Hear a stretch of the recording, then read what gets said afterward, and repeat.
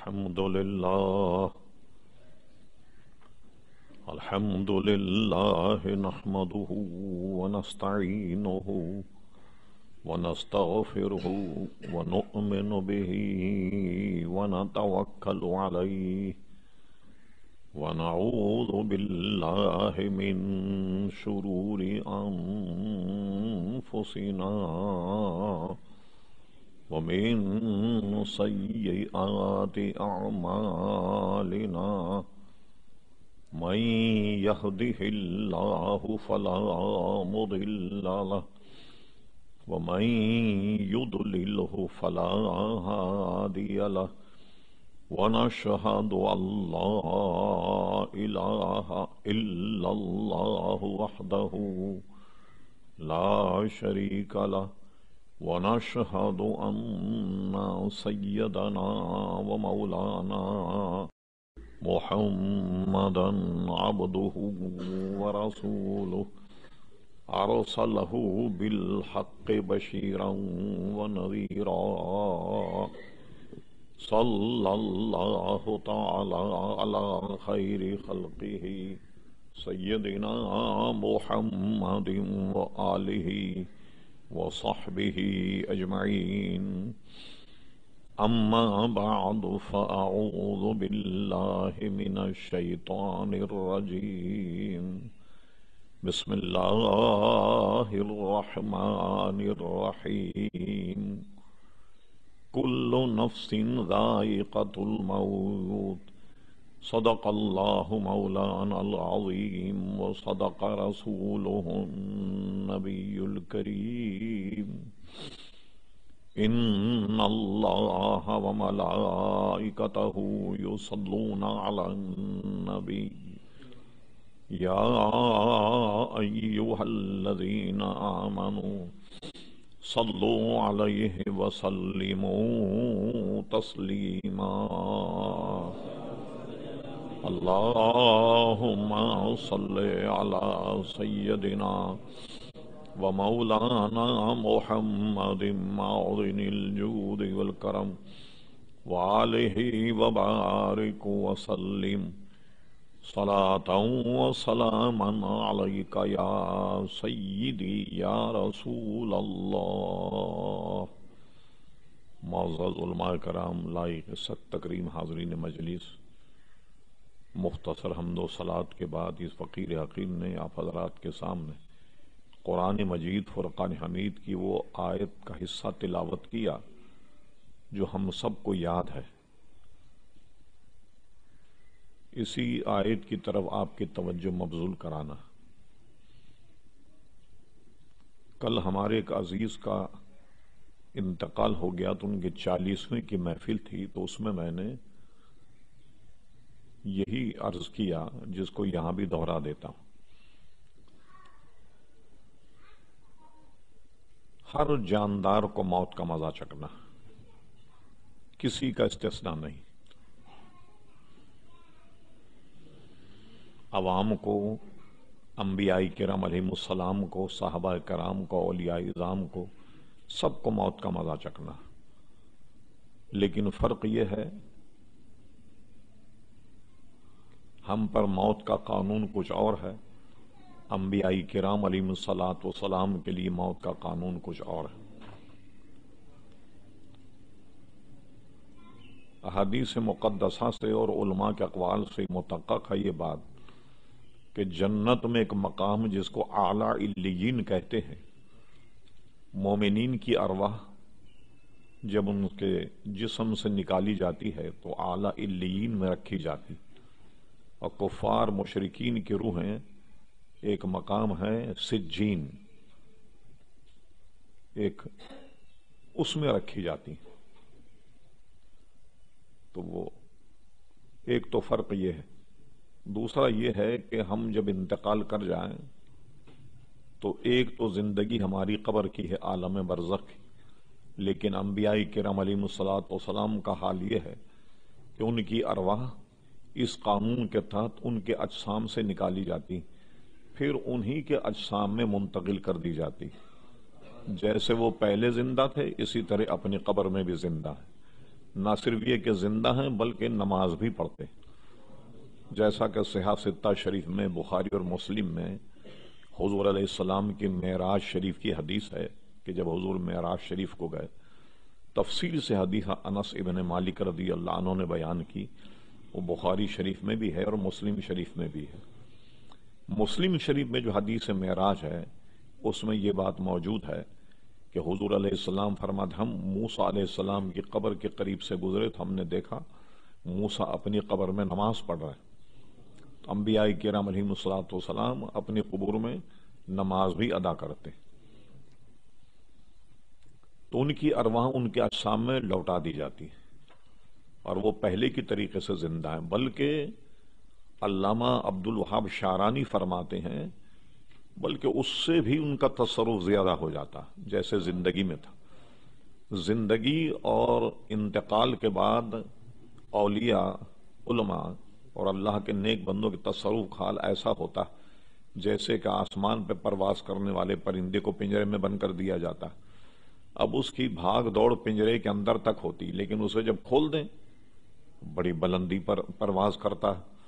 تو یہ مثال ہے کہ جب تک روح آدمی کے بدن میں ہے گویا پرندہ پنجرے کے اندر ہے اور اس کا تصرف صرف اتنا ہی ہے جتنا پنجرہ، لیکن جب پنجرے سے نکل جائے تو بادلوں پہ پرواز کرے گا۔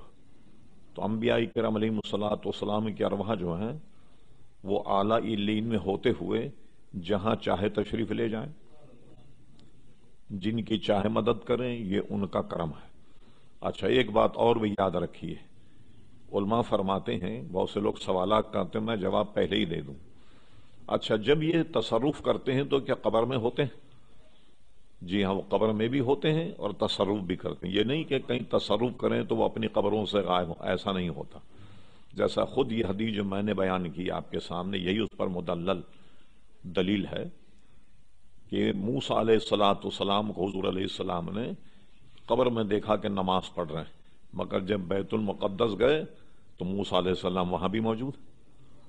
اچھا یہاں سے مل کر کے تمام انبیاء کرام نے مرحبا مرحبا کہہ کے حضور کو رخصت کیا، اور جب پہنچے حضور علیہ السلام چھٹے آسمان پہ تو موسیٰ علیہ السلام وہاں بھی موجود۔ اور علامہ شعرانی فرماتے ہیں ان کا عین ہے، غیر نہیں ہے کہ وہ کوئی اور موسیٰ ہو، قبر میں جو دیکھا وہ کوئی اور موسیٰ تھے، ایسا نہیں، بلکہ وہی موسیٰ قبر میں بھی ہیں، وہی موسیٰ مسجد اقصی میں بھی ہیں، اور وہی موسیٰ علیہ السلام چھٹے آسمان پر بھی ہیں۔ یہ نہیں کہ کئی قسم کے موسیٰ ہوں، ایک کو قبر میں دیکھا اور ایک کو مسجد اقصی میں دیکھا، نہیں، بلکہ ہر جگہ وہ تصرف کرتے ہیں۔ بس ان کی مثال ایسی ہے جیسے سورج کے سامنے آئینے رکھ دیے جائیں، 10-20 آئینے بھی اگر سورج کے سامنے ہوں تو ہر آئینے میں سورج نظر آئے گا اور وہی اپنی آب و تاب کے ساتھ نظر آئے گا۔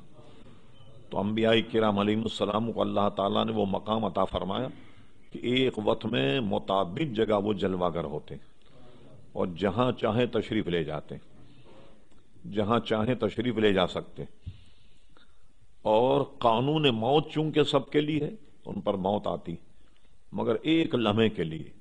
اس کو اعلیٰ حضرت فاضل بریلوی نے یوں بیان کیا اپنے انداز میں، انبیاء کو بھی اجل آنی ہے مگر ایسی کہ فقط آنی ہے۔ اس سے انداز لگائیے ان جملوں سے، انبیاء کو بھی اجل آنی ہے مگر ایسی کہ فقط آنی ہے، بس پھر اس آن کے بعد ان کی حیات مثل سابق وہی جسمانی، یہ سات گزرنے کے بعد میں وہ پھر اسی طریقے سے زندہ ہیں جیسے اپنی زندگی میں تھے وصال سے پہلے۔ حیدرآباد دکن کے بہت بڑے محدث گزرے ہیں، حضرت علامہ ابو الحسنات عبداللہ شاہ صاحب رحمۃ اللہ تعالی علیہ، نقش بندی سلسلے میں وہ بیت تھے اور نقش بندی سلسلے میں بیت کرتے تھے، بہت بڑے محدث تھے۔ حیدرآباد دکن کے ایک بہت بڑے امام گزرے ہیں، شیخ الاسلام حضرت اللہ مولانا انوار اللہ خان صاحب، یہ خطابی خان تھے اور فاروقی تھے، یہ سب سے بڑے علامہ یہ گزرے حیدرآباد دکن، ان کے شاگرد تھے عبداللہ شاہ صاحب رحمت اللہ تعالی علیہ۔ انہوں نے بڑی ضخیم کتاب لکھی ہے 5 جلدوں میں، الزجاجہ، بالکل مشکات شریف کی طرح، جیسے صاحب مشکات نے حدیثیں امام شافعی کے مذہب پہ جمع کی، اور محدث دکن علامہ عبداللہ شاہ صاحب نے اپنی پوری کتاب میں جو حدیثیں حنفی مذہب کی تقویت کے لیے ہیں وہ ساری حدیثیں جمع کی الزجاجہ، وہ انٹرنیٹ پہ بھی آپ کو مل جائے گی، تقریباً لگ بھگ 5000 صفحات کے قریب وہ کتاب ہے۔ اور اس کتاب پر کچھ لوگوں نے پیش لفظ لکھے ہیں۔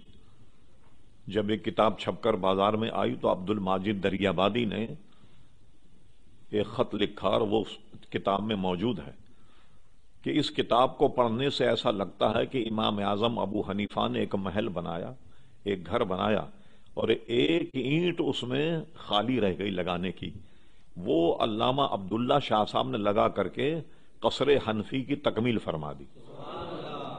تو وہ حنفی مذہب پر انہوں نے بے انتہا کام کیا۔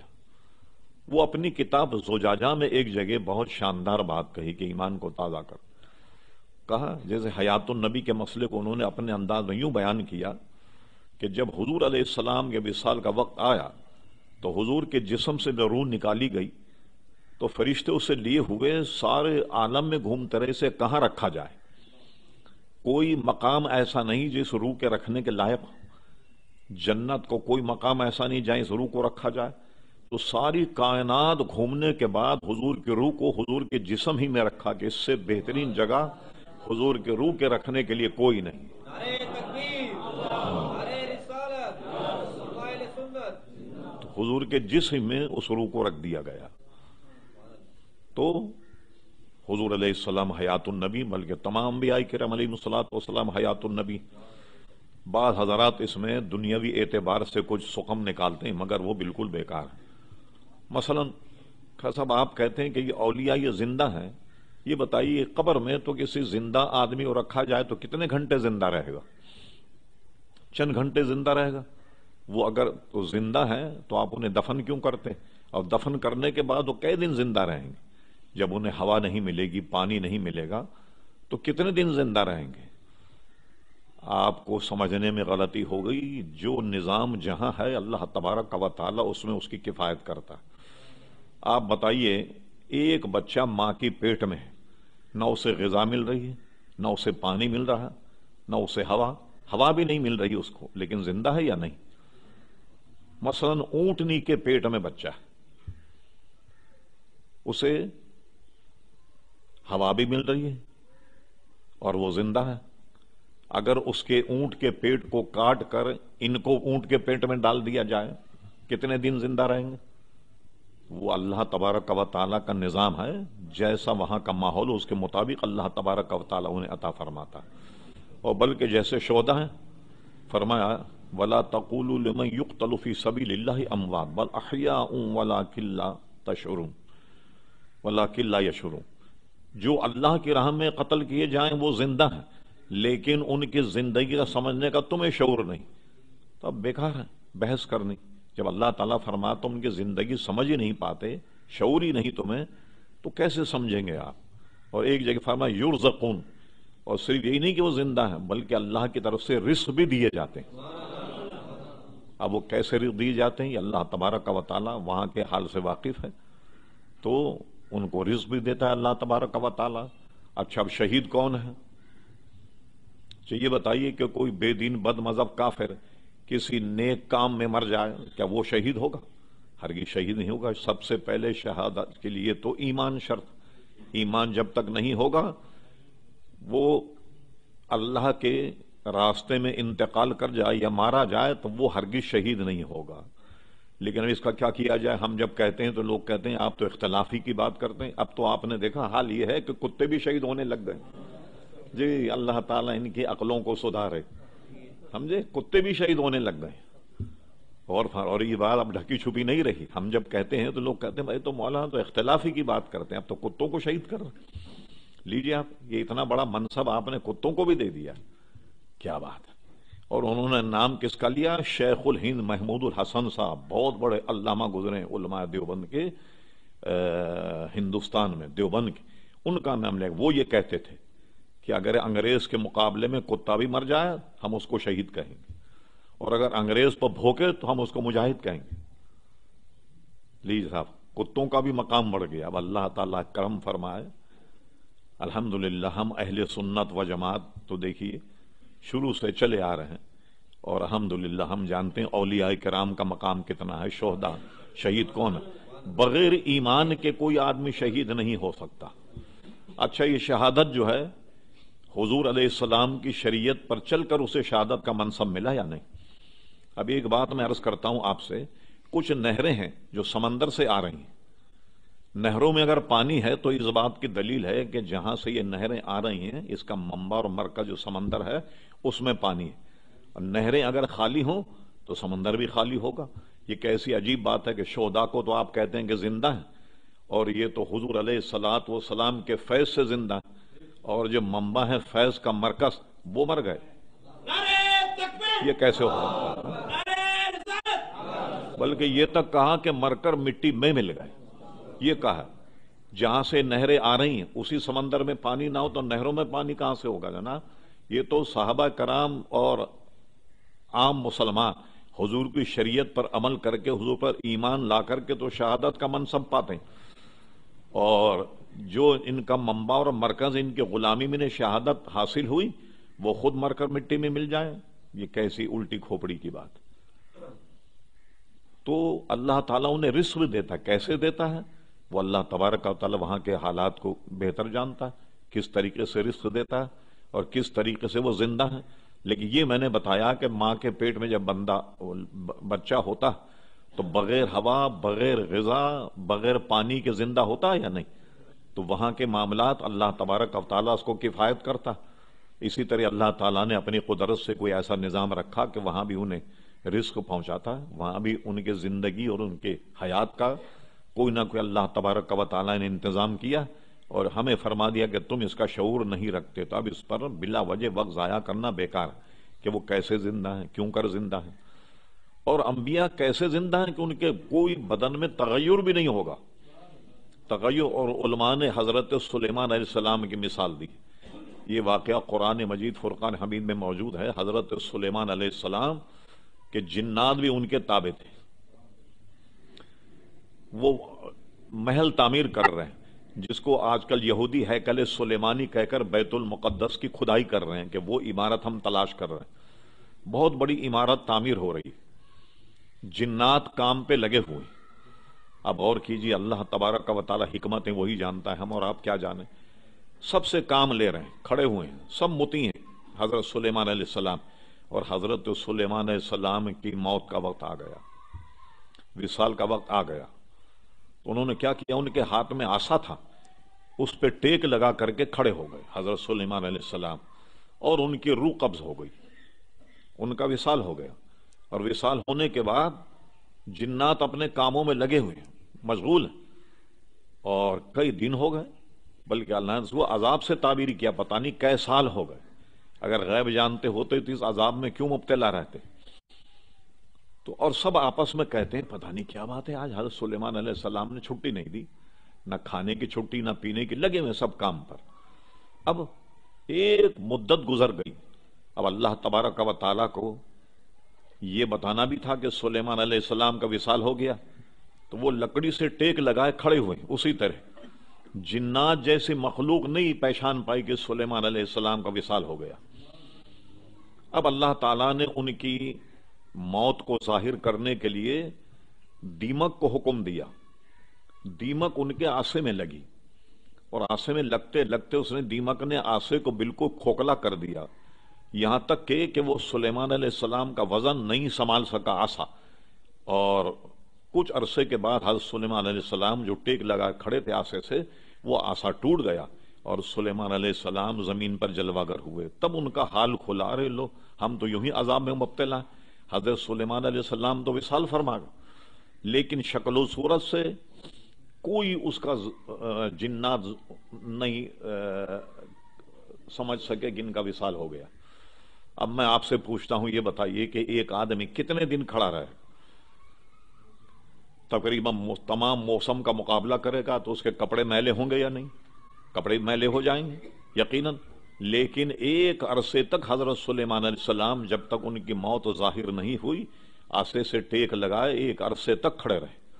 اور جنات جیسی مخلوق نہیں پہچان سکی کہ حضرت سلیمان علیہ السلام کا وصال ہو گیا. تو قرآن میں بالکل جیتی جاگتی مثال موجود ہے کہ کئی برس گزرنے کے بعد ان کے چہرے پر، ان کی رنگت میں، ان کے بدن میں، ان کے کپڑوں میں کوئی تغیر نہیں آیا. تو یہ شان ہے انبیاء کرام علیہ الصلوۃ والسلام کے عزیزان گرامی. اسی طرح شہداء بھی اپنی اپنی قبروں میں زندہ ہیں. کئی مثالیں حدیث شریف میں بھی موجود ہیں.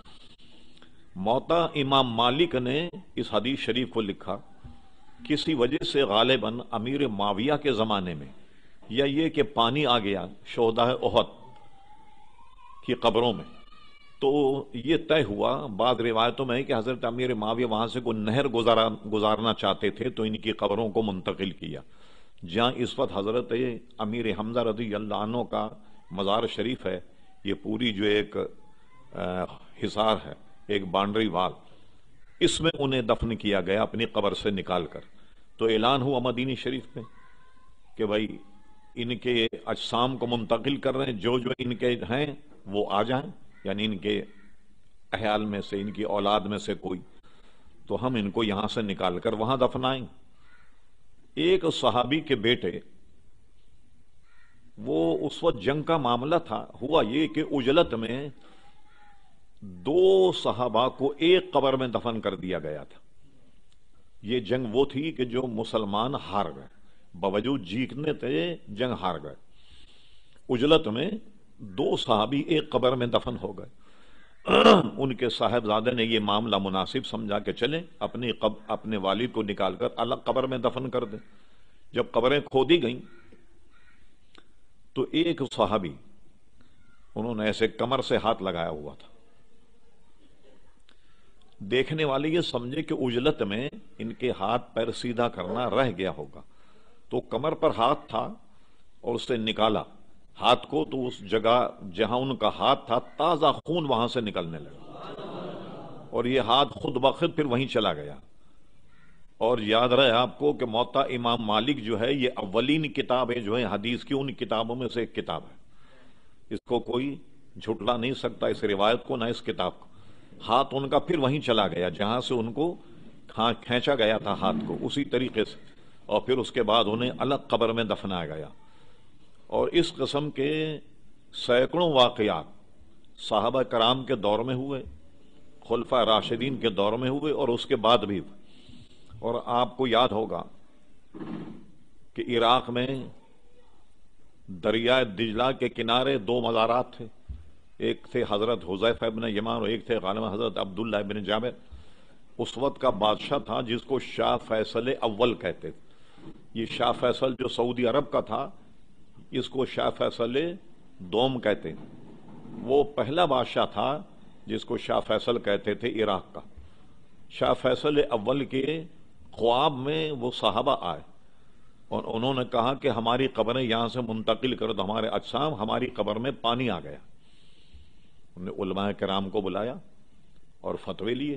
یہ خبر ہندوستان وغیرہ کے بے شمار اخباروں کا، دنیا بھر میں اس خبر کا ایسا چرچا ہوا کہ اب یہ تاریخ طے کرنا پر مشکل ہو گئی کہ انہیں کس تاریخ کو نکال کر کے قبر میں رکھا جائے. تو بادشاہ نے اور ان کے مصاحبین نے یہ طے کیا کہ حج کا موسم قریب آ رہا، حج ہونے کے بعد کی کوئی تاریخ رکھی جائے تاکہ تمام لوگ ان کے جنازے میں شرکت کر لیں. وہ تاریخ رکھی گئی اور علماء نے فتویٰ دیا اب ان کے اجسام کو یہاں سے منتقل کر دیا جائے، شرعاً کوئی حرج نہیں. علماء سے فتوے لینے کے بعد یہ کام ہوا. اور پہلے تو یہ کیا کہ دیکھیں ان کی قبر میں پانی ہے بھی یا نہیں. ان کی قبر اور دریا دجلہ کے کنارے ایک بہت بڑی کھائی کھودی گئی کہ دیکھیں اس میں پانی آتا ہے یا نہیں.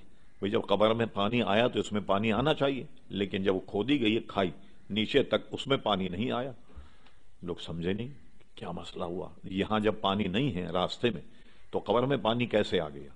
لیکن بہرحال یہ طے ہوئی ایک تاریخ حج کے بعد کی. اس وقت تک یہ ٹیکنالوجی آ گئی تھی ویڈیو کی اور اسکرین والی.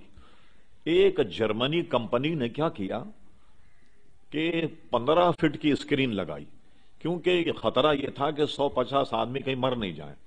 ہر ایک آدمی ایک کے اوپر چڑھا جا رہا. انہوں نے کہا کہ یہاں کیمرہ لگا کر یہ ساری جو چیز ہے وہ اسکرین پر بتائی جائے تاکہ لوگ مرنے سے بچ جائیں۔ چلیے یہ بھی طے ہو گیا، اور ان کی قبر کھود کر جب نکالا گیا، ایک ہندوستان کا اخبار ہے جس کا حوالہ ہمارے قاری صاحب رحمۃ اللہ علیہ کی ڈائری میں نے پڑھا، لکھا ہوا تھا ارومان، بمبئی سے نکلتا تھا۔ اس کی خبر یہ تھی کہ جب ان کو نکالا گیا، ان کے قبر سلامت تھے، اور ایسے کھینچنے سے قبر کفن جو ہے وہ پھٹ جاتا تھا۔ اور ایک خاص بات اس اخبار میں یہ تھی کہ جب ان کو نکالا گیا تو یہ بھی لکھا کہ ایک صاحب کی داڑھی سفید تھی اور ایک صاحب کی داڑھی سیاہ تھی۔ جن کی داڑھی سفید تھی وہ رسید صحابی تھے، حضور کے رازدار صحابی حضرت حذیفہ ابن یمان رضی اللہ عنہ۔ کئی حدیثیں حضرت حذیفہ ابن یمان سے مروی۔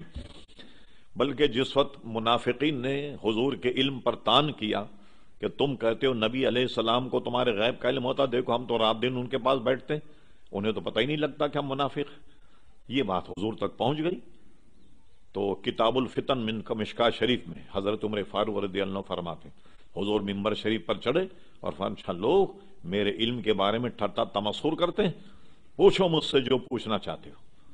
قیامت تک کے حالات حضور علیہ السلام نے ممبر شریف پر کھڑے ہو کر بیان کر دیے۔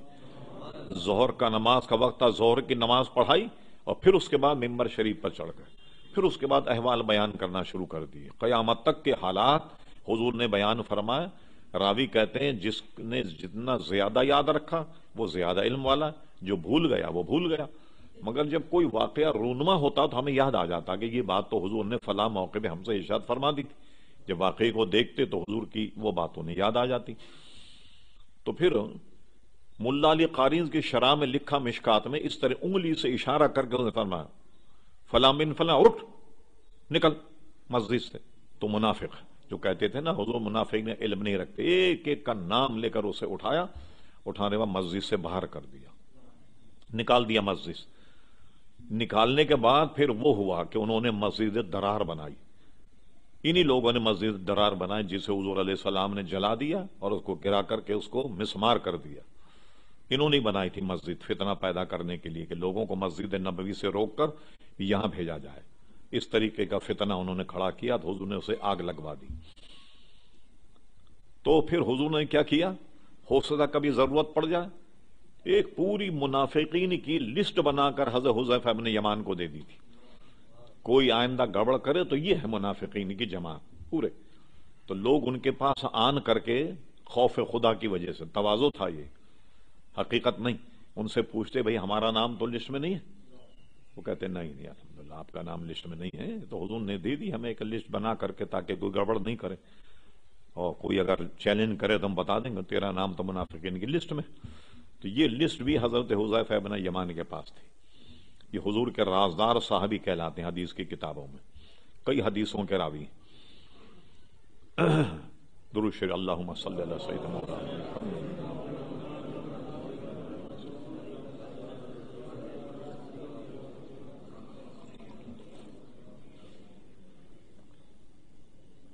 تو جب صحابہ کو دیکھا تو ایک ان میں جوان تھے اور ایک ضعیف تھے۔ جو ضعیف تھے اغلب گمان یہ ہے کہ وہ حذیفہ ابن یمان تھے رضی اللہ تعالیٰ۔ پھر انہیں نکالا گیا تو ان کے کفن دیکھے تو وہ ایسے ہاتھ لگانے سے پھٹ جاتے تھے، اور ایک بات جو اخبار میں تھی وہ بڑی عجیب و غریب تھی کہ ان کی آنکھوں میں وہ چمک باقی تھی کہ جو زندہ آدمی کی آنکھ میں ہوتی، چمک رہی تھی ان کی آنکھ۔ حالانکہ انتقال کے بعد ہمیں آنکھ پر ایک پردہ آ جاتا اور آنکھ دھندلی ہو جاتی، انتقال سے پہلے ہونی شروع ہو جاتی۔ ماہرین تو یہ کہتے ہیں کسی آدمی کو سزائے موت ہو جائے، اس کو جب کال کوٹری میں ڈالا جاتا ہے، سزائے موت سے پہلے اگر اسے دیکھا جائے ایک تو رنگ پھیکا پڑ جاتا اور آنکھوں میں اس کے اندھیرا آ جاتا ہے موت کے خوف کی وجہ سے، اور ایک پردہ جیسا آتا ہے، اس کی آنکھوں میں چمک جو ہے وہ ختم ہو جاتی۔ ایک اتنی ہیبت ہوتی پھانسی کی کہ آدمی کیا کرتا ہے، پھانسی سے پہلے پھانسی لے لیتا ہے، مر جا۔ اسی لیے کال کوٹری میں ڈالنے سے پہلے اس کا کمر بند نکال لیا جاتا ہے، کہیں ایسا نہ ہو کہ رات میں یہ کہیں کمر بند ڈال کر یہ خود پھانسی نہ لے لے۔ اور کوئی پتھن والا آدمی ہو تو اس کا بیلٹ نکال لیتے ہیں، ایسا نہ ہو کہ بیلٹ گلے میں ڈال کر کے مر جائے، پھانسی سے پہلے مر جائے۔ ہیبت ایسی ہوتی ہے پھانسی کی کہ آنکھوں میں آدمی کا اندھیرا آ جاتا ہے، سفیدی آ جاتی۔ لیکن ان کی آنکھوں میں وہ چمک موجود تھی جو زندہ آدمی کی آنکھ میں ہوتی. ایسے تو واقعات ہوئے. اور پھر کیا ہوا، جرمنی کمپنی نے اس کی پوری ویڈیو بنائی، فلم بنائی. اس کو جگہ جگہ جب دکھایا گیا، صرف اس ویڈیو کو دیکھ کر کے کئی لاکھ یہودی مسلمان ہو. میں جب قومی اسمبلی میں تھا تو وزارت مذہبی امور میں ایک افسر تھے، خلیق صاحب. وہ مفتی محمد حسین نعیمی صاحب کے شاگرد تھے اور بڑے افسر تھے امور مذہبی میں. کبھی کبھی مجھ سے ملنے آیا کرتے تھے. تو مجھ سے انہوں نے کہا میں نے اس پہ پوری تحقیق کی اور دنیا بھر میں سفر بھی کیے جہاں مجھے جانا پڑا، لیکن میری تحقیق یہ ہے کہ یہ جو ان کی فوٹو یا فلم تھی لی ہوئی جس کو دیکھ کر لوگ مسلمان ہونے لگ گئے، تو انہوں نے یہودیوں نے وہ کروڑ روپے مسلمانوں کو دے کر وہ خرید کر اسے ضائع کر دیا.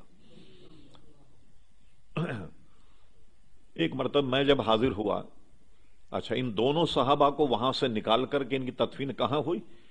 باغ سلمان فارسی ایک جگہ ہے وہاں جہاں حضرت سلمان فارسی کا مزار، اور روایت میں ہے کہ وہاں کے گورنر بھی تھے حضرت سلمان فارسی رضی اللہ عنہ، وہاں ان کا مزار ہے.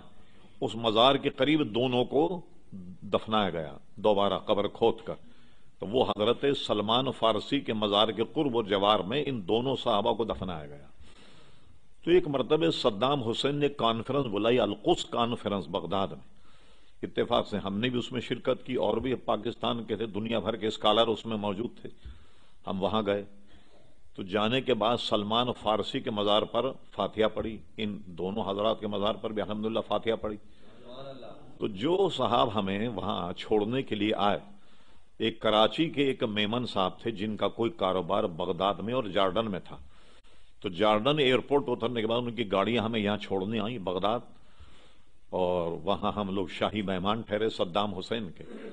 تو اس میمن بھائی جو ہمارے تھے انہوں نے اپنے دفتر میں یہ کہا تھا کہ یہ ہمارے احباب ہیں، یہاں آ رہے ہیں، انہیں کوئی گاڑی کی ضرورت پڑے تو آپ گاڑی فراہم کر دیں. انہوں نے ٹیلی فون نمبر ان کے دے دیے کہ جب بھی گاڑی کی ضرورت تو آپ گاڑی بلا لیں. ہم نے گاڑی بلوائی اور باغ سلمان گئے. وہاں کسی نے بتایا کہ یہ جو دو صحابہ کو قبروں سے نکالا ہے، یہ فوٹو گرافر کی دکانیں بہت زیادہ تھی. کہنے لگے یہاں ایک صاحب کے پاس اس کا فوٹو ہے. اب بتقاضۂ بشریت ہم پہنچ گئے اس کے پاس. اچھا ہم نے کہا دکھاؤ بھائی ذرا وہ فوٹو. تو وہ فوٹو ان کی شکل و صورت کا نہیں تھا، صرف یہ تھا کہ ان کا جنازہ رکھا گیا، سارا سرکاری پروٹوکول، پولیس کی گاڑیاں، فوج کی گاڑیاں وہاں موجود تھیں، اور شاہ فیصل اول بھی وہاں کھڑا تھا جنازے میں. اور اس طریقے سے منظر تھا کہ اس کے پیچھے قصرہ کا محل آتا تھا، یعنی صرف جنازے رکھے ہوئے تھے. یہ فوٹو ہمیں صرف ملا. تو اس نے کہا کہ یہ میں فوٹو نایاب ہے، 12,000 دینار لوں گا آپ سے. میں نے کہا لو بھائی 12,000 دینار. 12,000 دینار ہم نے دیے، وہ فوٹو اس سے لیا. پھر یہاں کراچی میں کیلنڈر چھپا، اس میں بھی فوٹو چھپا، لیکن یہ یاد رہے کہ وہ فوٹو ان کی شکل اور صورت کا نہیں تھا. ان کے جنازے رکھے ہوئے ہیں، جیسے کھٹولے میں رکھتے ہیں نا جنازے، اس طرح جنازے رکھے ہوئے ہیں، سرکاری گاڑیاں کھڑی ہوئی ہیں، اور ایک جنازے کے سامنے نماز جنازہ سے قبل شاہ فیصل اول وہ کھڑا ہوا. یہ فوٹو تو انہوں نے ساری لے کر کے خرید کر، مسلمان تو آپ جانتے ہیں کہ ذری سی بات میں بک جاتا ہے. یہ اسرائیل بنا کیسے، آپ تحقیق کیجئے. مفتی سید امیل حسنی یا حسینی، یہ وہاں لوگوں کو ایسے مختلف اجتماع کر کے مسجد کے گلیوں میں کہتے خدا کے لیے مسلمانوں اپنی جاگیریں یہودیوں کو مت بیچو. مگر مسلمان لالچی، چمن بیچ ڈالے، وطن بیچ ڈال دے، پڑے کاش ماؤ کا کفن بیچ ڈالے. اچھا مسلمان اگر خریدے تو 1 لاکھ میں خریدتا، یہودی اگر خریدے 4 لاکھ میں خریدتا. اس طریقے سے سارے مکان دکانیں مسلمانوں کی یہودیوں نے خریدی، اور اتنی بڑی تعداد بن گئی یہودیوں کی کہ اپنی حکومت کا اعلان کر دیا، اور امریکہ نے ان کی حکومت کو تسلیم کر لیا. تو یہ کس نے بنائی یہ حکومت؟ یہ ہماری غفلت سے بنی نا. مسلمان اگر اپنی جاگیریں نہیں بیچتے، اپنی دکانیں، اپنے مکانات نہیں بیچتے، تو یہودیوں کو گھسنے کا موقع ہی نہیں ملتا. تو یہ حال ہے ہمارا. تو سب انہوں نے خرید لیے تاکہ وہ دنیا سے اس کو ناپید کر دے کہ لوگ جو ہیں وہ برگشتہ ہو رہے ہیں اپنے مذہب سے اور اسلام قبول کر رہے ہیں. اسلام کی حقانیت ظاہر ہو رہی ہے کہ حضور علیہ السلام کے دیکھنے والوں کا یہ حال ہے تو حضور علیہ السلام کا کیا حال ہوگا؟ تو ان کے مذہب کا پیا پانچا ہو رہا تھا. انہوں نے یہ سازش کی کہ وہ ساری چیزوں کو بالکل غائب کر دیا. لیکن یہ واقعہ گزشتہ صدی میں ہوا اور اس کو دیکھنے والوں کی تعداد کم سے کم 5-10 لاکھ تھی جو ان کے جنازے میں شریک تھے اور نماز پڑھی. برکت کی خاطر ان کے لیے نماز پڑھی اور علماء نے فتویٰ دیا کہ نماز جنازہ حصول برکت کے لیے ان کی دوبارہ پڑھی جا سکتی. تو جنازے میں شرکت بھی کی اس وقت کے لوگوں نے کہ برکت حاصل ہو جائے صحابی کے نماز جنازہ میں شرکت کے لیے. اگرچہ تحقیق کچھ اور ہے. ہمارے امام کا مذہب یہ ہے کہ دفنانے کے 3 دن کے بعد میت خراب ہو جاتی تو اب نماز جنازہ جائز نہیں. لیکن صحابہ کرام علیہم الصلوۃ رضوان کے جسموں کے خراب ہونے کا سوال ہی پیدا نہیں ہوتا. اس لیے بھی علماء عراق نے فتویٰ دیا کہ نماز جنازہ کی تکرار ہو سکتی. دوبارہ ان کی نماز جنازہ پڑھی اور لاکھوں مسلمانوں اس میں شرکت کی. تو ایسے واقعات تو دنیا میں کئی گزر گئے عزیزان گرامی.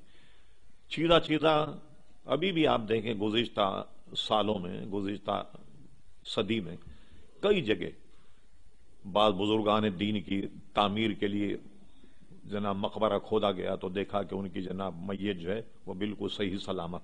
اسی طرح اب یہی نزدیک کمبر جو قبروں کے دشمن ہیں، آپ نے دیکھا کہ لیبیا میں ایک صحابی کے مزار کو کھود کر ضائع کیا.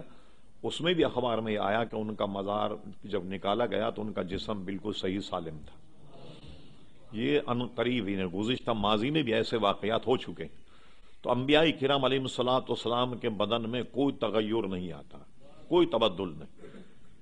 اور حضرت سلیمان علیہ السلام کی مثال جو قرآن مجید میں ہے یہ اس پر بیان دلیل ہے کہ کئی برس وہ کھڑے رہے مگر ان کے چہرے پر ان کے لباس پر کوئی تغیر نہیں آیا اور جنات جیسی مخلوق نہیں پہچان پائی کہ حضرت سلیمان علیہ السلام وصال فرما گئے. تو میں تبھی ابتدائی گفتگو کر رہا تھا مگر طویل ہو گئی. میں یہ عرض کر رہا تھا کہ موت ہر شخص کو آنی ہے مگر انبیاء کا قانون کچھ اور ہے، ہمارے لیے قانون کچھ اور ہے. ہم جب انتقال کر جائیں تو دفنا دیا جائے تو آپ جانتے ہیں ہماری ہڈیاں پسلیاں سب ایک ہو جاتی، مگر بزرگان دین اور انبیاء کرام علیہ الصلوۃ والسلام ان کے اجسام بالکل سالم رہتے ہیں. کوئی تغیر ان کے اجسام میں بھی نہیں آتا بلکہ جو کفن ان سے لگا ہو، جیسے مثال گزری کہ ان کے کفن بھی بالکل سلامت رہتے ہیں.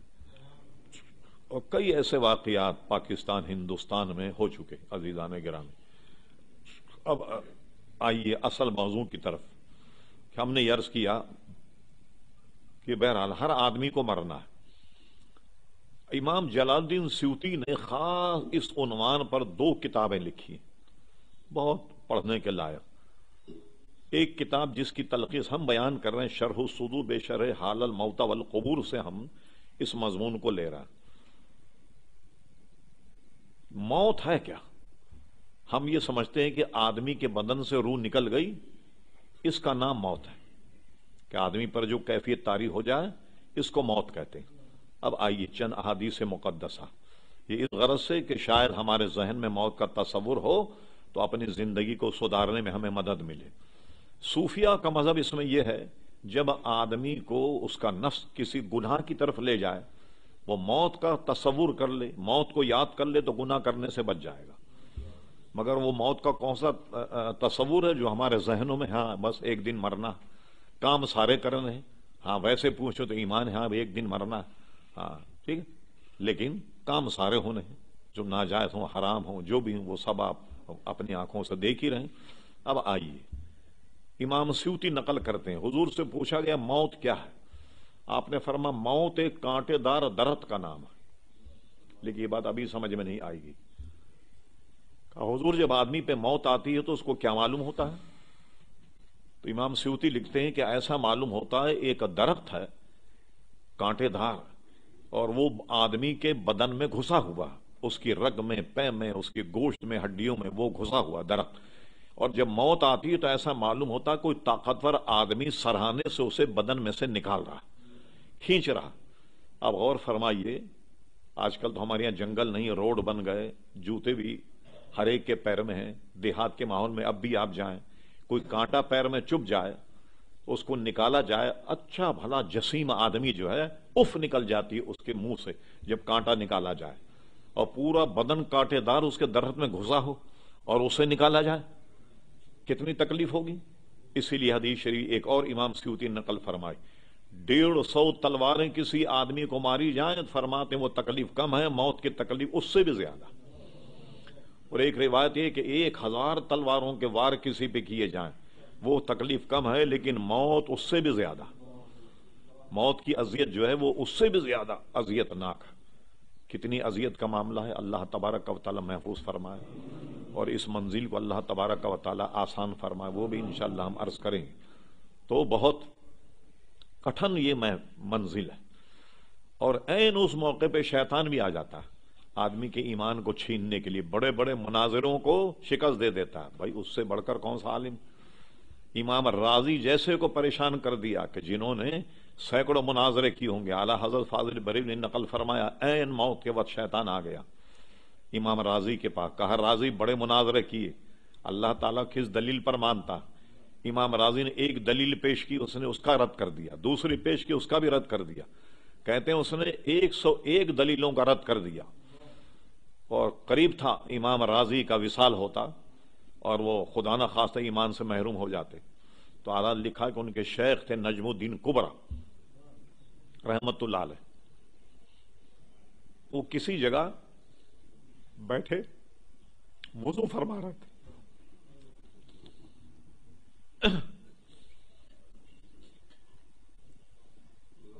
اپنے مرید کے کیفیت کو دیکھ لیا. انہوں نے وضو کا لوٹا پھینکا. نعرہ تکبیر، نعرہ رسالت. انہوں نے کہا راضی یوں نہیں کہتا. یہ کیوں نہیں کہتا میں خدا کو بغیر دلیل کے مانتا. امام راضی نے یہ کہا تو بھاگا شیطان. یہ بھی کٹھن منزل. یہ بھی بغیر حضور کے صدقے کے ممکن نہیں. درود اللہم صلی علی سیدنا محمد ماؤد الجود والکرم علی بارک وسلم. عین اس موقع پر ایمان چھیننے کی کوشش کرتا. کئی مرحلے موت کے. صرف یہ نہیں کہ ذہن میں خالی بسالوں کے لیے موت ہے بس مرنا ہے. نہیں یہ منظر سامنے ہو تاکہ اللہ اس کے رسول کے احکامات کے مطابق زندگی گزارے. اچھا یہ دیکھیے کوئی بہت بڑا آدمی اگر آئے تو پہلے اس کا پیغام آتا ہے. ایک آدمی پیغام لے کر آتا ہے کہ فلاں صاحب آپ سے ملنے آنے والے. کوئی بڑے آدمی ہو صدر ہو وزیر اعظم ہو ان کا پیغام پہلے آتا. جیسا آپ نے دیکھا کبھی وزیر اعظم یا صدر گزرے خدا نہ خواستہ اگر ہمیں دیکھنے کا موقع مل جائے وہ دیکھیں کیسی آوازیں کتے بلی کی آوازیں نکالتے ہوئے گاڑیاں جاتی ہیں. وہ اعلان ہوتا ہے کہ ابھی آ رہے ہیں صاحب پیچھے. ہوتا اعلان یا نہیں.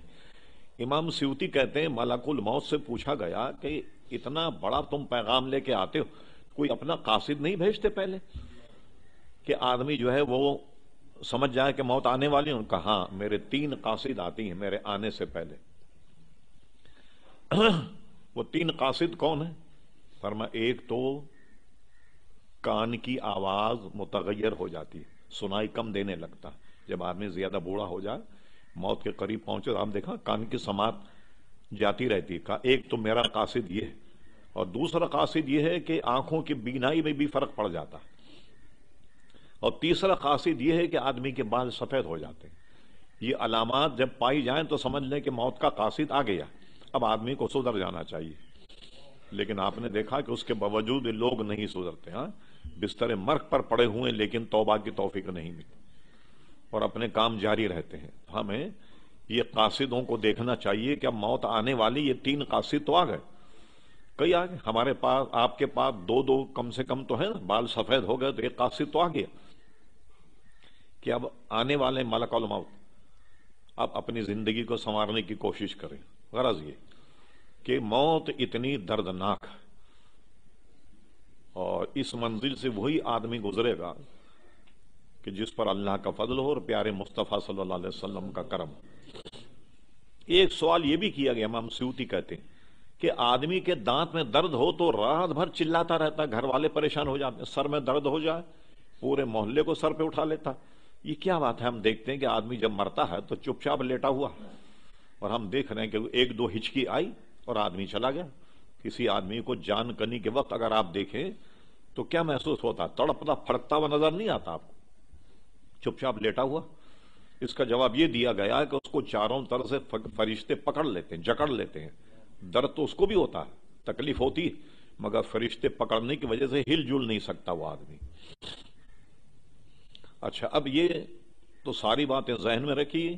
اب ایک نئی بات میں عرض کرتا ہوں، اور یہ بات علامہ محمود آلوسی رحمۃ اللہ نے لکھی. اس کا حوالہ یہ بھی میرے پاس نوٹ ہے، کبھی ضرورت پڑ جائے تو انشاءاللہ وہ دکھایا جا سکتا. حضور صلی اللہ علیہ وسلم کی ایک حدیث شریف ہے کہ مومن کی روح ایسے نکالی جاتی ہے جیسے آٹے میں سے بال نکال لیا گیا، اتنے آسانی سے. تو ایک بزرگ نے حضور علیہ السلام کو خواب میں دیکھا.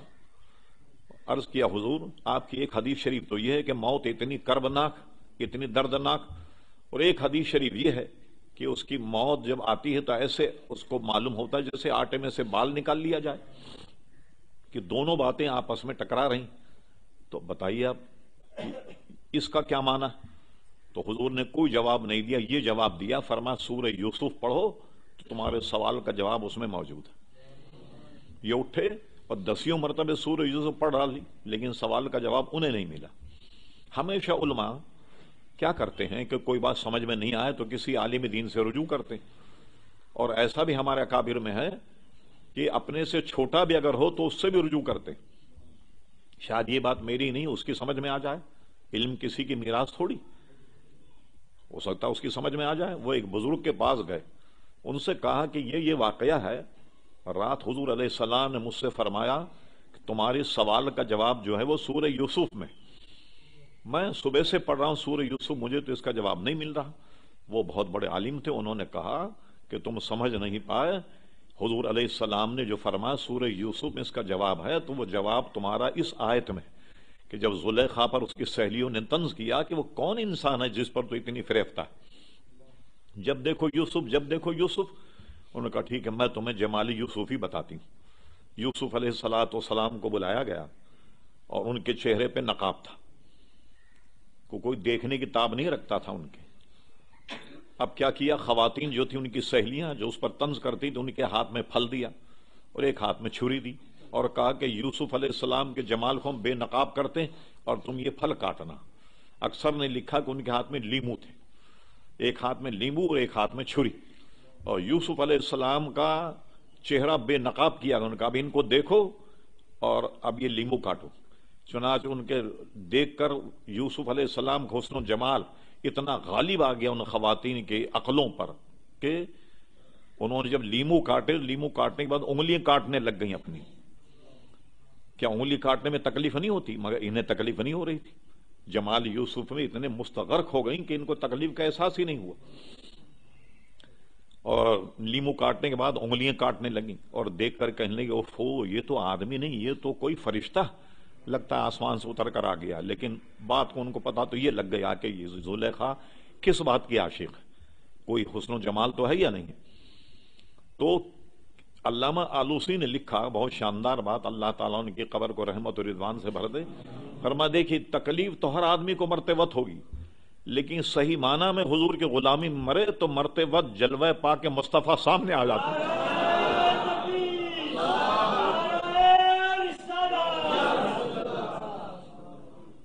تو حضور کے حسن و جمال میں وہ ایسا مصروف اور مشغول ہو جاتا، اس کو تکلیف کا احساس نہیں ہوتا.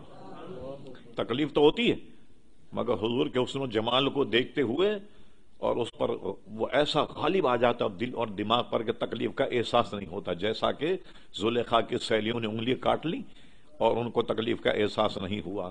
اور پھر حضور علیہ السلام کا حسن و جمال، یوسف علیہ السلام کا حسن و جمال، کسی شاعر نے خوب کہا کہ زمانہ شاہد کہ خدا شاہد کے زمانہ سر کٹاتا حسن یوسف پر، نمک تھوڑا سا مل جاتا اگر ان کے نمک داں سے. یہ عربی میں نمک کو کہتے ہیں ملح، اور اردو میں بھی کسی آدمی کو حسین چہرہ نظر آیا تو کہتے ہیں بڑا نمک ہے اس کے چہرے پر. تو حسن کو بھی تعبیر کر دیں کبھی کبھی نمک سے. کہتے ہیں خدا شاہد کے زمانہ سر کٹاتا حسن یوسف پر، نمک تھوڑا سا اگر مل جاتا ان کے نمکدان سے، دنیا کے حسینوں کو جو دینی تھی ملاحت، تھوڑا سا نمک ان کے نمکدان سے نکالا۔ استاد زمن کا شعر کہ دنیا کے حسینوں میں جب حسن بانٹنا تھا تو اللہ تعالیٰ نے ان کے نمکدان میں سے تھوڑا سا نمک نکال کر ساری دنیا کو حسن و جمال دیا۔ شاہ ولی اللہ مہودی دہلوی کی کتاب ہے در ثمین فی مبشرات نبی الامین، اس میں 40 مبشرات انہوں نے جمع کی ہیں۔ اس میں ایک بات یہ لکھی شاہ ولی اللہ نے جو بڑی سننے کے لائق ہے، اس سے اس کا تھوڑا سا تعلق ہے۔ کسی بزرگ نے حضور علیہ السلام کو خواب میں دیکھا، شاہ ولی اللہ نقل کرتے ہیں، انہوں نے کہا حضور یہ تو ہم سنتے چلے آئے کہ آپ کا حسن تمام حسینوں میں سب سے زیادہ، لیکن ہم نے کبھی یہ نہیں دیکھا کہ یوسف علیہ السلام کے حسن کو دیکھنے میں تو لوگ چکرا کے گر جایا کرتے تھے، ذہن خراب ہو جاتا تھا، چکر آ جاتے، بے ہوش ہو جاتے، لیکن آپ سب میں حسین ہیں، تو کوئی حدیث میں ایسا نہیں آیا کہ کوئی آپ کو دیکھ کر کے چکرا گیا یا آپ کو دیکھ کر کے کوئی گر گیا۔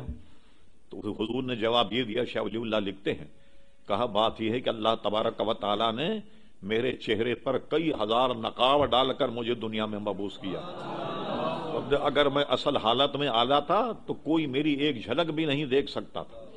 اسی کو استاد زمن کہتے خدا شاہی زمانہ سر کٹاتا حسن یوسف پر نمک تھوڑا سا مل جاتا اگر ان کے نمکدان سے۔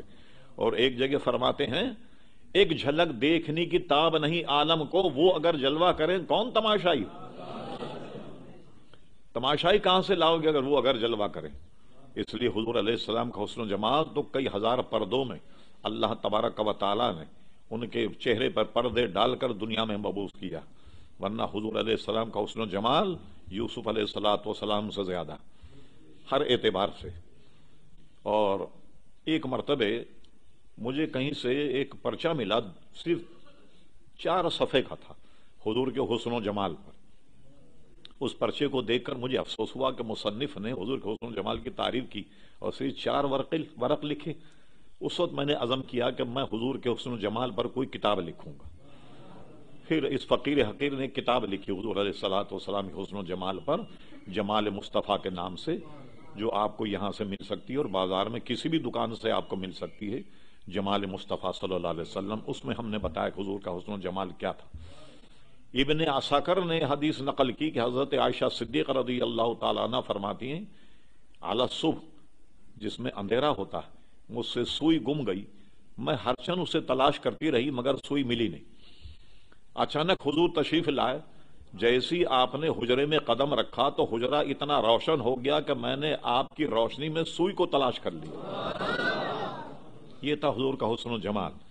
اسی کو اعلیٰ حضرت فرماتے ہیں سوزن گمشد ملتی ہے تبسم سے تیرے، شام کو صبح بناتا ہے اجالا تیرا۔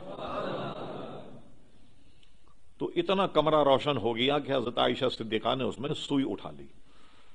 اچھا، تو بات یہاں چلی تھی کہ موت جب آتی ہے تو ایک بہت بڑا پیغام لے کر آتی ہے، تو اس کے قاصد پہلے آ جاتے ہیں، اور وہ قاصد یہ ہے نظر آدمی کی کمزور ہو جاتی ہے، سماعت کمزور ہو جاتی ہے، اور بال اس کے سفید ہوتے ہیں۔ یہ 3 قاصد ہیں جو آتے ہیں۔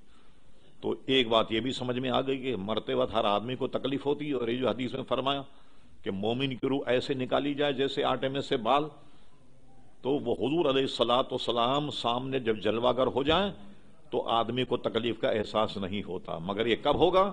جب حضور کی غلامی کی جائے، حضور علیہ السلام کی اطاعت کی جائے، حضور کی فرما برداری کی جائے، تو آنے والی ہر منزل آسان ہے۔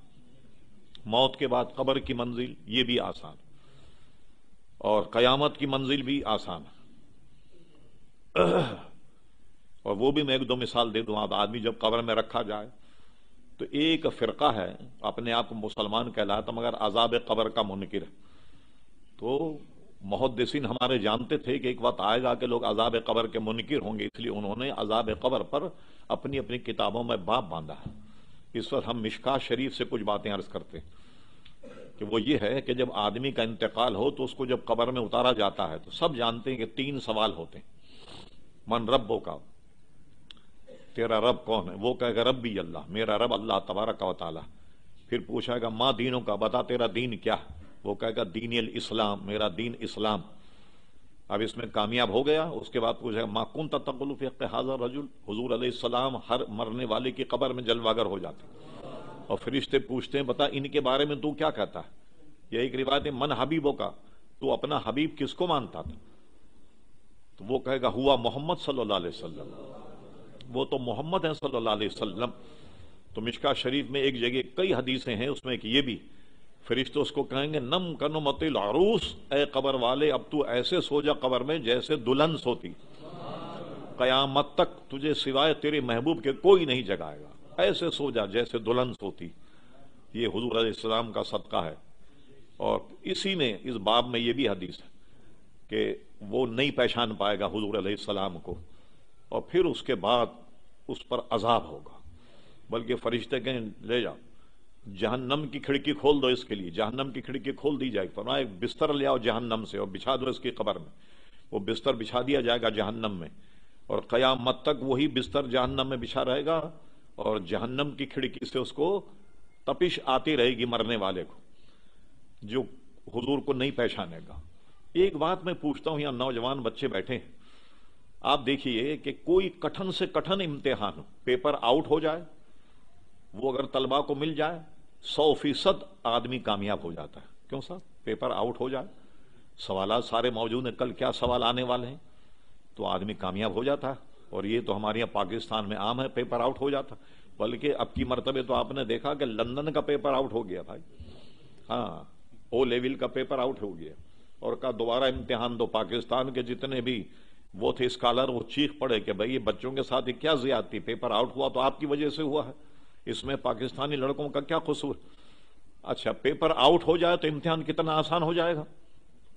اب یہاں دیکھیے پیپر آؤٹ ہو گیا ہے، قبر میں کیا پوچھا جائے گا؟ اس کے باوجود کوئی ناکام ہو جائے تو اس سے بڑھ کر کے کوئی خسارے میں ہوگا؟ پیپر آؤٹ ہونے کے باوجود بھی اگر اس نے اس امتحان کا پرچہ حل نہیں کیا تو اس سے بڑھ کر کے خسارے میں کوئی آدمی ہوگا؟ پیپر تو آؤٹ ہو گیا، کیا کیا پوچھا جائے گا؟ اب یاد رکھیے کیا پوچھا جائے۔ ایک بات اور رہ گئی، وہ یہ ہے کہ ہم نے حضور علیہ السلام کو ابھی دیکھا ہی نہیں، کیسے پہچانیں گے؟ اب میں آپ کے سامنے نقشہ بیان کروں جو ہماری کتابوں میں موجود ہے۔ حضور کی آنکھیں ایسی تھی، رخسار ایسے تھے، صحابہ کہتے ہیں جیسے پگھلی ہوئی چاندی تھی، بینی مبارک اعتدال کے ساتھ اٹھی ہوئی تھی۔ یہ میں سب بیان کروں، پیشانی چوڑی تھی، ہو سکتا ہے ذہن سے نکل جائے آپ کے، ایک علامت یاد رکھیے، وہ ساری علامتوں پڑھ کر ہم اس نتیجے پہ پہنچے کہ ایک پہچان حضور علیہ السلام کی ایسی ہے کہ ہر آدمی پہچان جائے گا۔ بس یہ سمجھ لو حضور علیہ السلام جیسا کوئی ہے نہیں، یہ پہچان ہے سب سے بڑی پہچان۔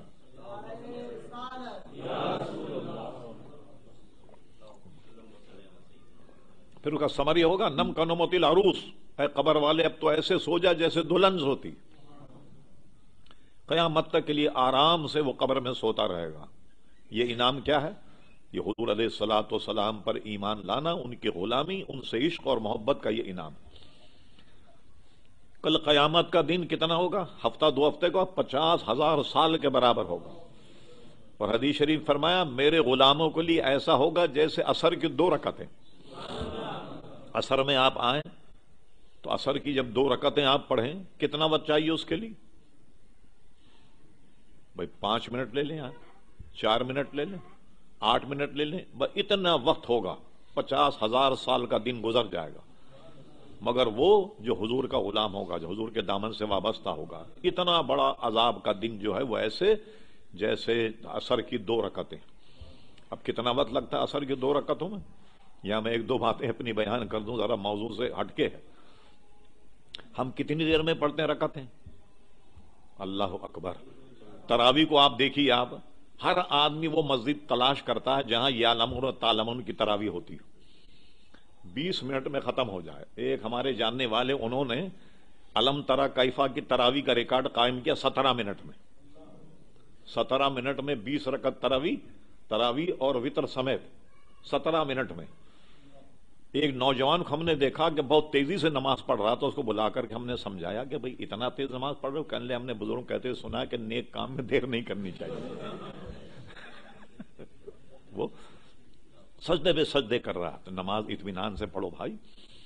لیکن اتنا بڑا دن مسلمانوں کے لیے ایسے جیسے عصر کی 2 رکعتیں ہوں، کتنا بڑا انعام ہے یہ مسلمانوں کے لیے. مگر یہ سب جب ہے جب حضور کی غلامی، حضور کے دامن سے وابستہ ہو جاؤ، بس حضور سے محبت کرو، حضور اطاعت گزار ہو جاؤ، ساری منزلیں آسان ہیں. موت کی منزل بھی آسان ہے، قبر کی منزل بھی آسان ہے، قیامت کی منزل بھی آسان ہے، پل صراط کی منزل جو ہے وہ بھی عزیزان گرامی آسان.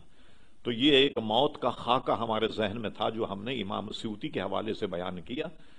اسی لیے علماء فرماتے ہیں کہ جب آدمی گناہ کی طرف رغبت کرے تو موت کو یاد کرے تو رک جائے گا. اور یہ اطمینان کر لیں آپ کے موت آنی ضرور ہے، چاہے بلٹ پروف گاڑی ہو یا بم پروف گاڑی ہو. بلکہ سب سے پہلے ہم نے دیکھا کہ وہی مرے جن کے ساتھ گارڈ ہوتے ہیں. عام طور پر آپ نے دیکھا کوئی گاڑی جا رہی ہے، چلیے کوئی نہیں دیکھتا، اب بندوق کی نیالیاں نکلی ہوتی ہیں تو آدمی دیکھتا بھائی کون جا رہا، کون سی بلا جا رہی، نہ دیکھنے والا بھی دیکھتا ہے اس کو. تو ابھی تک جتنے مرے سب گارڈ والے مرے. بم پروف گاڑیاں بھی چلی گئیں، بلٹ پروف گاڑیاں بھی چلی گئیں. اب موت پروف گاڑی لاؤ کہاں سے، وہ تلاش کرو. لیکن وہ گاڑی مل بھی گئی نا تب بھی موت آنی. کہیں بھی بیٹھ جاؤ، لوہے کی دیواروں کا گھر بنا کے بھی بیٹھ جاؤ تو موت آئے گی. اس لیے اس کو آنے کے لیے پھانٹک نہیں کھولنا پڑتا، نہ تالا کھولنا پڑتا، نہ چابی لگانی پڑتی، وہ آ جاتی. نظام اس کا ایسا ہے، اللہ تعالیٰ نے وہ اختیار دیا ہوا ہے حضرت ملک الموت کو کہ کتنے ہی آپ اندر بیٹھ جائیں، کہیں چلے جائیں، اور جہاں وقت ہے وہاں آنی ہے. یعنی یہ نہیں کہ اگر وقت ہے یہاں کا تو آپ کو موت کہیں اور آئے، وہ وقت بھی لکھا ہوا ہے، وقت اور جگہ وہیں ٹھیک اس وقت میں موت آتی، اس سے مفر ہی نہیں. جب یہ اطمینان کر لو کہ اس سے مفر نہیں ہے، اس سے بھاگ نہیں سکتے، لہذا پہلے سے تیاری شروع کرو بھائی. حضرت ابراہیم ادھم کا واقعہ ہے کہ وہ جب کہیں ٹھہرتے لوگ ان سے ملنے کے لیے جاتے، جب مشہور ہو جاتے تو وہ چھوڑ دیتے اور ہمیشہ جنگل میں قیام کیا کرتے تھے. ایک مرتبہ جنگل میں قیام تھا، ایک شخص آیا، آنے کے بعد وہ کوئی سپاہی تھا، اس نے پوچھا بڑے صاحب آبادی کا راستہ کدھر ہے؟ وہ جنگل میں گھوم رہا تھا. حضرت ابراہیم ادھم نے بتایا کہ ایسے سیدھے جاؤ، ایسے الٹے ہاتھ پہ مڑو، ایسے سیدھے جاؤ تو آبادی. وہ اسی پتے پر گیا تو سیدھے قبرستان پہنچا. وہ لوٹ کر کے آیا، انہوں نے کہا اس بوڑھے نے میرے ساتھ مذاق کیا. ابراہیم ادھم کو اس نے خوب مارا، خوب مارا. مارنے کے بعد کہا میں آپ سے آبادی کا راستہ پوچھا، آپ نے بربادی کا راستہ بتا دیا، قبرستان کا بتا دیا. ارے میں نے کہا بھائی پاگل، وہی تو آبادی ہے، ہم سب کو وہیں آباد ہونا ہے، تو اسے آبادی سمجھتا ہے؟ سر یہ وہیں جا کر کے بسنے والی، یہ آبادی نہیں. حقیقت میں آبادی وہ بڑا متاثر ہوا تو کہنے لگا کچھ اور نصیحت کیجیے. فرمایا کہ میں نے کر تو دی نصیحت تجھے، یہ تو کہتا ہے تو میں اور نصیحت کر دیتا ہوں. انہوں نے کہا لیجیے، انہوں نے اور نصیحت کی جو ہمیں سمجھنے کے لیے بڑی آسانی سے اور بھی مددگار ہوگی. انہوں نے فرمایا کہ دیکھو کل قیامت میں اللہ تبارک و تعالیٰ تیری بدعمالی کی وجہ سے کہے فرشتوں لے جاؤ اسے جہنم میں ڈال دو، اکڑ کے کھڑا ہو جانا، کہتا جاتا میں نہیں جاتا. انہوں نے کہا صاحب آپ جیسا بزرگ یہ مذاق کر رہا. انہوں نے کہا نہیں ڈر جانا، کہا نہیں جاتا. انہوں نے کہا فرشتے ٹانگیں پکڑ کے کھینچ کے ڈال دیں گے جہنم کے گھر. ہاں کہنے کوشش تو کرنا. انہوں نے کہا نہیں بیکار ہے. انہوں نے کہا جب جانتا ہے تو کہ کوشش تیری بیکار ہے اور تجھے جواب دینا ہوگا تو بتا کیا تیاری کی تم نے؟ کوئی تیاری کی اللہ تعالیٰ کے دربار میں کھڑے ہونے کی؟ اور اس کے بعد انہوں نے کہا اور کچھ نصیحت کیجیے. فرمایا قبر میں جب نکیرین آئے اور تجھ سے پوچھے من ربوں کا، دونوں کو باہر نکال دینا، کہنا جاؤ تمہارے سوالوں کا میرے پاس کوئی جواب نہیں. وہ ہنسنے لگا، کہا حضور ان کے قبروں میں نکال مار مار کے وہ تو بھوسا بھر دیں گے، وہ تو نکلیں گے تھوڑی نکالنے. کہنے لگے تجھے اطمینان ہے کہ تجھے جواب دینا ہوگا؟ جب تجھے یقین ہے کہ تجھے ان کا جواب دینا ہوگا تو ابھی سے تیاری شروع کر لے، کیونکہ اس سے بھاگ نہیں سکتا. ابھی سے تیاری کر کہ کیا جواب دینا ہے، کیا کیا معاملات، ابھی سے تیاری کر اور صاف ستھرا ہو کر کے قبر میں جا. یہ ایسی منزلیں جس سے مفر نہیں، آدمی بھاگ نہیں سکتا. یہ ان منزلوں سے اسے گزرنا. ہم نے حدیث کی کتابوں میں پڑھا حضرت عثمان غنی رضی اللہ عنہ قبر کو یاد کر کے بہت زیادہ روتے تھے. تو بعض لوگوں نے ان سے سوال کیا تو انہوں نے کہا اصل میں قبر جو ہے یہ پہلی منزل ہے آخرت. اگر اس میں اللہ تبارک و تعالیٰ اپنے بندے پہ کرم کر دے تو آنے والی جتنی منزلیں وہ سب کی سب آسان. اگر یہ منزل کٹھن ہو جائے تو اب سمجھ لو کہ آنے والی جتنی منزلیں سب کی سب کٹھن. تو ہمیشہ موت کو یاد رکھو اور برائیوں سے دور رہو اور وہ کام کرو جو موت سے لے کر قبر اور قبر سے لے کر حشر تک ہماری مدد کریں. وہ کیا ہے؟ وہ حضور علیہ السلام کی سچی پکی غلامی. اللہ تعالی ہم سب کو حضور کا سچا پکا غلام بنا دے.